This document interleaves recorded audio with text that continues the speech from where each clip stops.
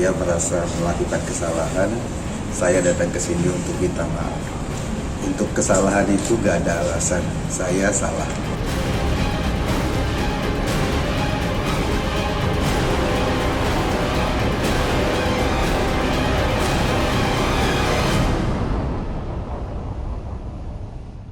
Selamat malam pemirsa, senang sekali saya Balkis Manisang. Di Jumat malam ini selama 1 jam ke depan kita akan ada di Perempuan Bicara bersama-sama dengan narasumber yang sudah ada bersama saya di sini. Kita akan bahas mengenai hinaan yang hingga pencemaran nama baik ya, ini semakin marak di media sosial yang terbaru dilakukan oleh pegiat medsos Eko Kuntadi terhadap Ning Imas, Ustazah Pondok Pesantren Lirboyo. Berakhir damai dengan permintaan maaf. Tapi apakah permintaan maaf cukup bagi pegiat sosial yang melakukan penghinaan dan melampaui batas? Bagaimana pula agar kita bisa bijaksana dalam bermedia sosial? Saya akan bahas ini dengan narasumber saya yang sudah ada di kiri kanan saya. Yang pertama ada Ibu Lely Aryani, pakar komunikasi politik. Selamat malam Ibu Lely. Selamat malam Mbak Balkis. Baik, terima kasih ya? Ibu Lely, sehat-sehat. Baik, ada juga Ibu Irma Caniago, anggota DPR kita. Apa kabar Ibu Irma? Alhamdulillah, selamat malam Balkis, selamat malam pemirsa Indonesia. Baik, kita juga kedatangan Mbak Devi Rahmawati, pengamat sosial kita. Mbak Devi apa kabar? Alhamdulillah, super sehat. Terima kasih Mbak Devi, dan ada Bu Khusnul Mariah, pengamat politik kita. Apa kabar Bu Khusnul? Alhamdulillah, assalamualaikum warahmatullahi wabarakatuh. Waalaikumsalam warahmatullahi wabarakatuh. Lengkap ya. Kita juga sebenarnya mengundang tentu yang menjadi topik pembicaraan yaitu Ning Imas Fatimatus Zahra, Ustazah Pondok Pesantren Lirboyo, yang memang sejak tadi diundang sudah berkenan, namun kemudian beberapa waktu yang lalu mengatakan memang butuh istirahat. Jadi saat ini memang kondisi psikis dan fisiknya butuh istirahat karena juga dalam keadaan sedang mengandung ya. Jadi ini yang kita juga pahami dan kita akan coba nanti secara fair akan mengutip apa yang sudah dikatakan, reaksi dan tanggapan dari Ning Imas sendiri. Kita lihat dulu perjalanan kasusnya.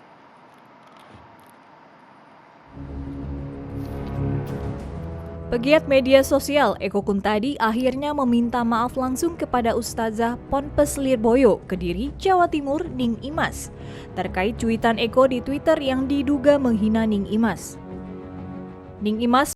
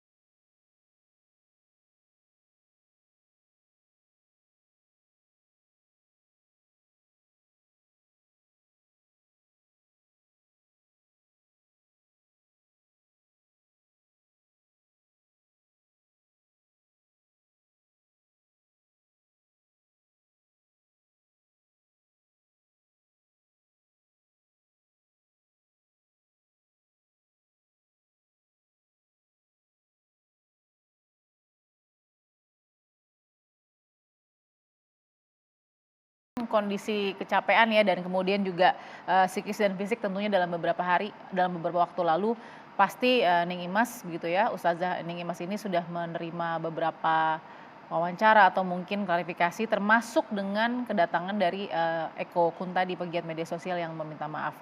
Ini juga dilengkapi juga dengan kita bisa tayangkan ya, ini adalah status atau unggahan Twitter yang diunggah oleh Ning Imas setelah Eko Kuntadi sempat menyampaikan permohonan maaf via WhatsApp.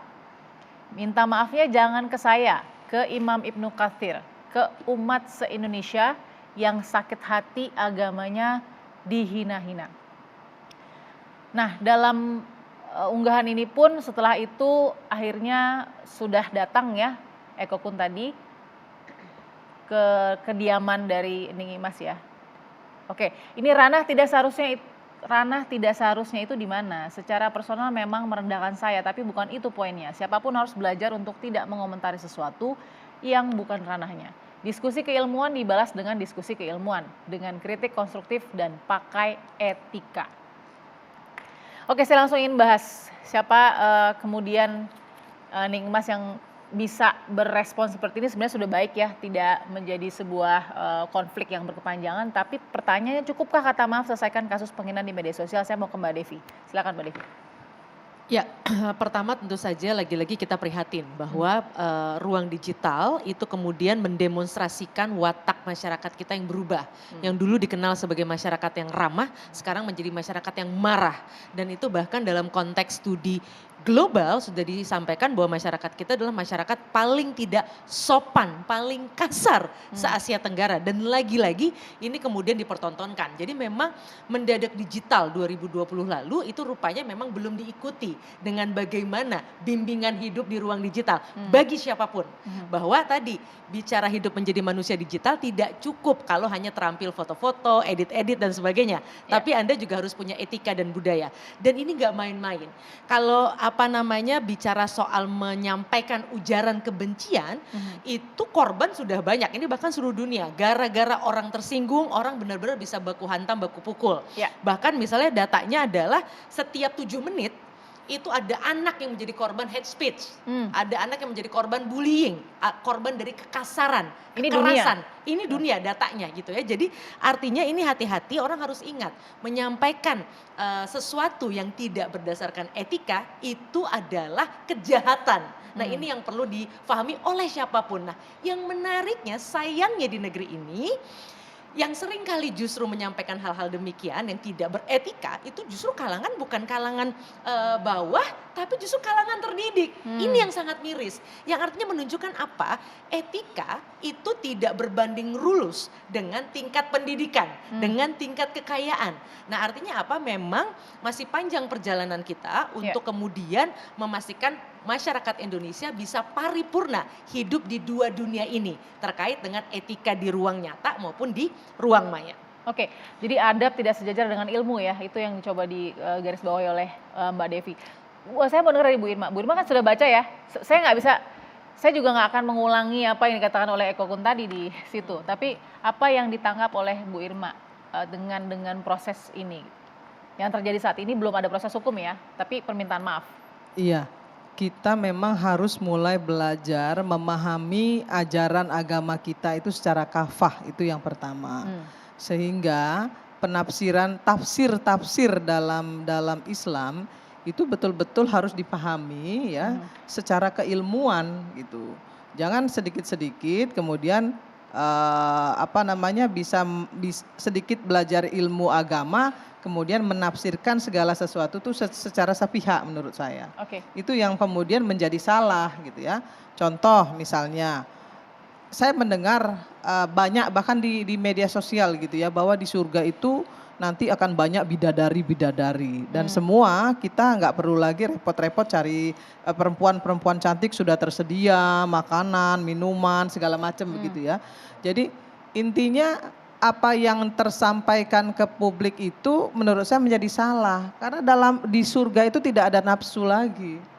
Surga itu nggak ada nafsu. Kita dikumpulkan oleh Allah Subhanahu Wa Taala di sana seluruh keluarga satu keluarga gitu ya. Itu dikumpulkan kemudian menikmati apa yang menjadi hak kita dari amal ibadah kita gitu. Jadi tidak ada kaitan sama sekali dengan seksualitas gitu.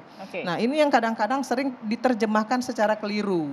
Ya karena apa? Karena yang menyampaikan itu narasinya nggak sesuai dengan Bisa apa kasih yang contoh nggak dalam menjadi, kasus ini misalnya, Bu Irma? Dalam kasus ini ya, ada dalam nggak yang kasus salah? ini misalnya seperti yang disampaikan bahwa perempuan itu adalah perhiasan.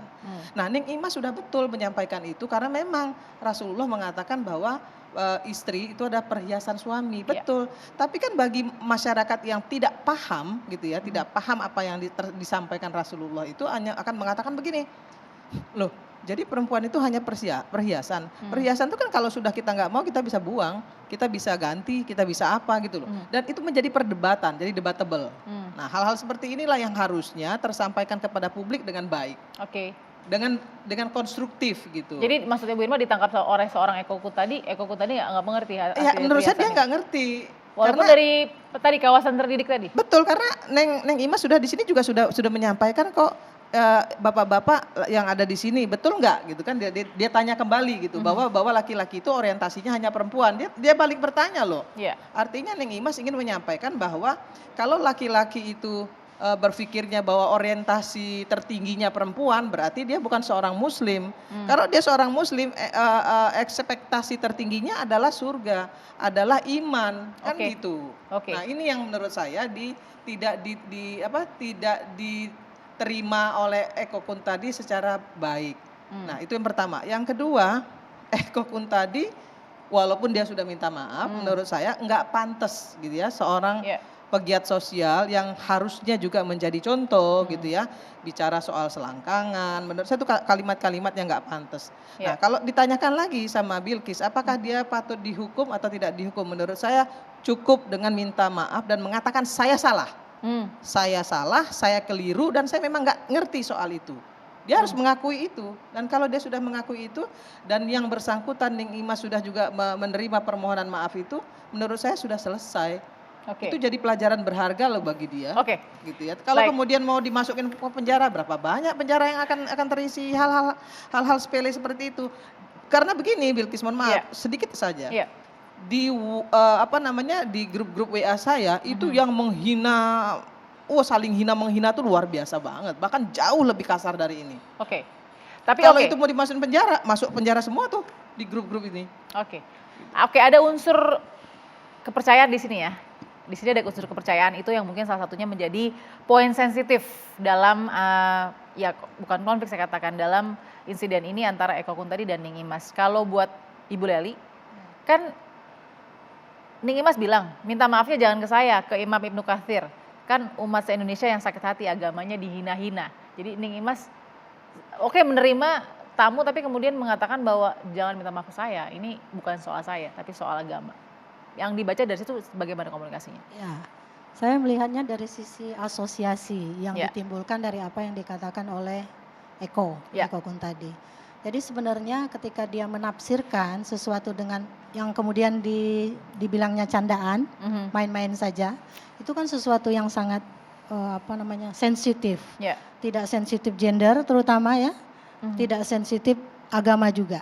Karena apa? Karena yang terlihat adalah bagaimana Eko itu menafsirkan segala sesuatu yang tadi sudah dijelaskan bukan kapasitas keilmuannya.